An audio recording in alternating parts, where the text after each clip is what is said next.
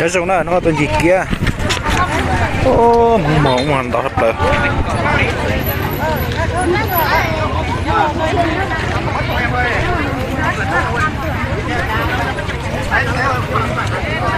một gì đâu đào tơ không một gì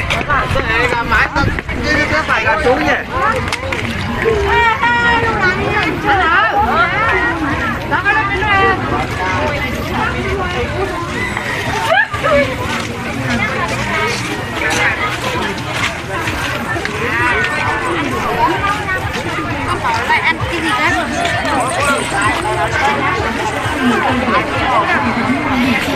một cái để cá gì có thể cứu là một cái pha giảm mỏ ngồi nằm vào chiếc chẳng đá nào vấp mà chẳng rơi nào vào ai nhanh chân thì đến trước mãi chậm chân thì đến sau giá cả thì đều như nhau sang xanh màu đỏ màu đỏ ta mang về màu đỏ thì cao sang màu vàng thì kỳ diệu còn màu xanh thì triệu triệu người yêu luôn. Xin kính mời quý vị vào xem mua lựa chọn cho mình và lựa chọn cho cả gia đình mình luôn. Ai chưa mua thì tranh thủ ghé xem cho biết. Ai mua rồi xin xuống đầu cơ thiếu năm xưa thì ông đã mua tặng bà mà năm nay mà cũng mua vài chiếc tặng lại cho đi cáp bị chờ nè bà bảo với ông đi ông nó chuồn nó đi cáp bị chờ cái trăm một trâu nè chuồn tàu vậy à cửa hàng quần áo Thanh Lý mới nhất năm 2025 của chúng em xin kính mời quý vị bà con các bác vào xem và mua.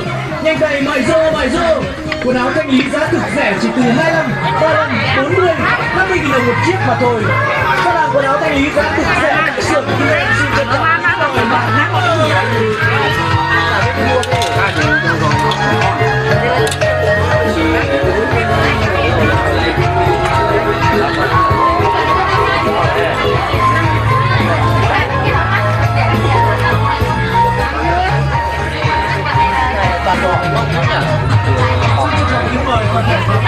Đến các con và mua sắm tại gian hàng quần áo Thanh Lý giá cực rẻ của chúng em.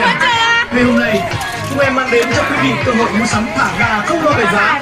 Quần áo Thanh Lý mẫu mới nhất năm 2025 với giá cực rẻ chỉ từ 25, 35, 40, 50 nghìn đồng một chiếc. Với một con chào đó con chào bạn tôi vừa đẹp vừa sang trọng, giá bán tận gốc tới tay người tiêu dùng. Hàng của chúng em đủ size, đủ số, đa dạng về mẫu mã và màu sắc. Dù là nam hay nữ thì quý vị đều có thể lựa và chọn cho mình những bộ quần áo ưng ý nhất với giá vô cùng rẻ. Đi đâu mà vội mà vàng, mà vấp phải đá mà quàng phải dây, dừng chân ghé lại nơi đây mua 5-3 chiếc chẳng đá nào vấp mà chẳng dây nào quàng. Ai nhanh chân thì đến trước, mãi chậm chân thì đến sau, giá cả thì đều như nhau. Xanh đỏ đỏ mang về màu đỏ thì cao sang màu vàng thì kỳ diệu còn màu xanh thì triệu triệu người yêu luôn. Xin kính mời quý vị vào xem mua lựa chọn cho mình và lựa chọn cho cả gia đình mình luôn. Chung mua thì tranh thủ để xem cho biết. Anh mua rồi xin mời vào xem và mua về. Sau thì em đã mua tặng bà năm nay là vài chiếc tặng lại rồi.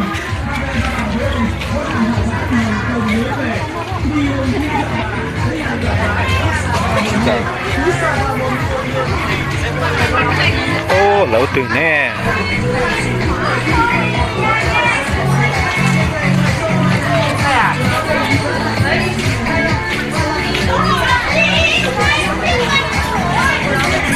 ô đầu cực thế ô là một điểm một đánh già một xin một số đâu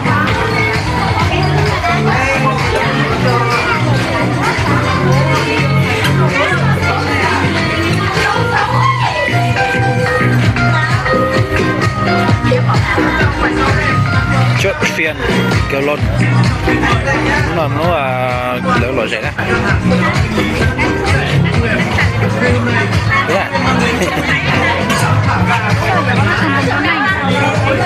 bay tụi nó bay đàn nó sao đàn nói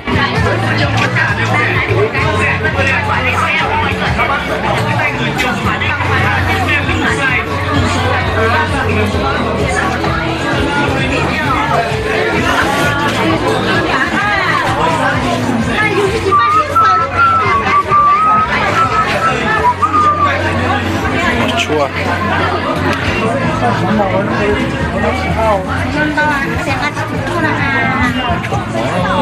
được một đầu dạng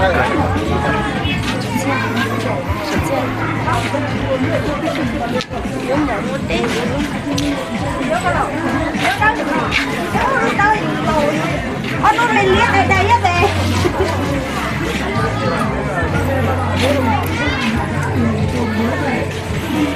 Rõ chưa? Cô chị vô. Cô chị nhận lại cho con giờ nó lia. Cô nhận lại cho ốc.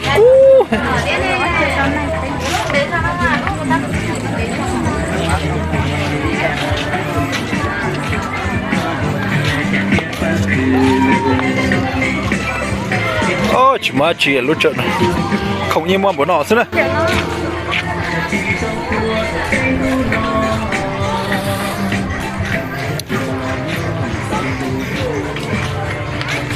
Lúc trận nào mà lúc trận này chỉ mà không thể dùng kia đó.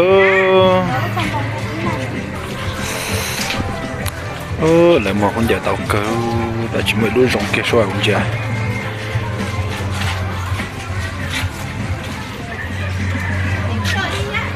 Có chỗ chị xài áo với luôn con.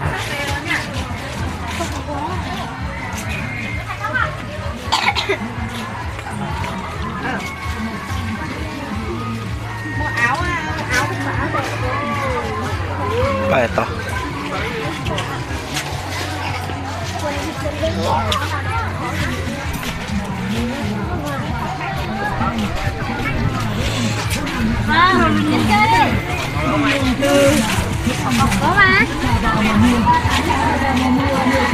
Chỉ mua ít khỏi dùng cái số.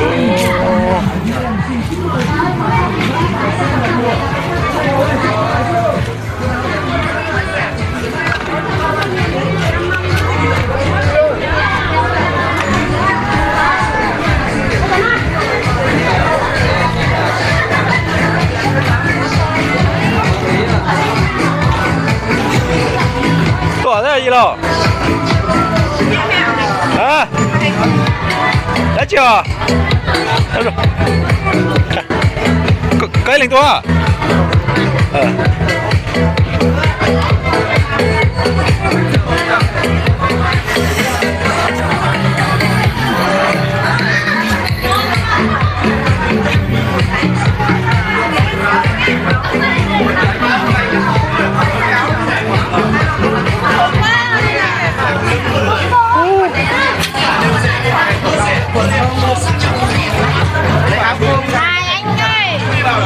Chỉ mua hả? Không ơi.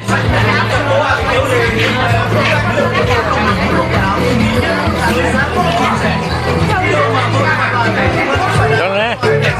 Anh ơi, cái này có 4 quân à? Bán này.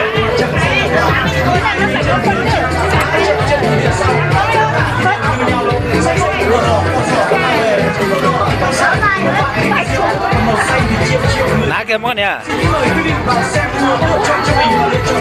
Ná kem à? Vô kéo con. Xì kem sao? Xì kem lông ké sao à?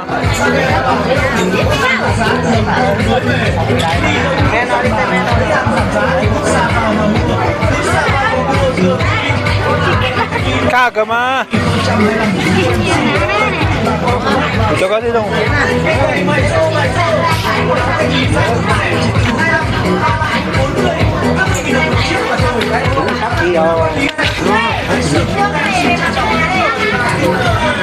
Rong cờ nó có đi đâu nè.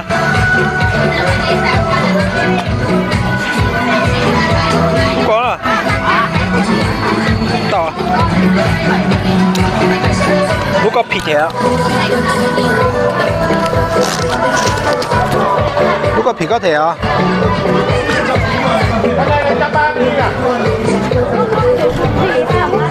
Hả? Lúc có rong thể mà có chỉ à? Nãy cho tôi thống qua tí trong à. Được. Để có chỉ trong nè.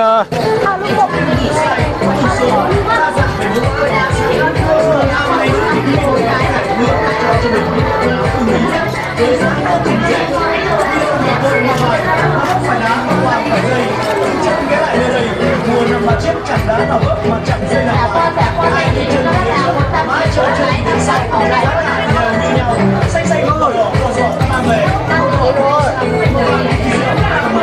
triệu triệu người yêu người xin mời quý vị và xem mua lựa chọn cho mình và lựa chọn cho cả gia đình. Ai chưa mua thì tranh thủ ghé xem cho biết. Ai mua rồi xin mời và xem tiếp để mua thêm. Năm xưa Lá. đã mua tặng bà và năm nay bạn Là vô à? tặng lại cho ông. Bà về và bảo với ông có hàng hạ giá thì ông cùng đối về. Cái chỉ vô lá.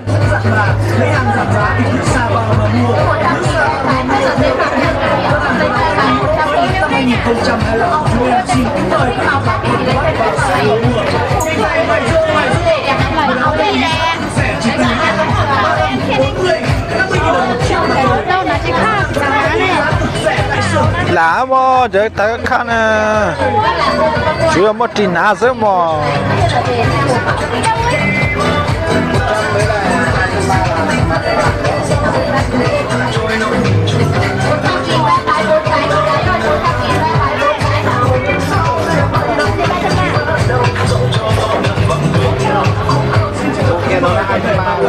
Đến tham quan và mua sắm tại hàng quần áo tinh lý giá cực rẻ.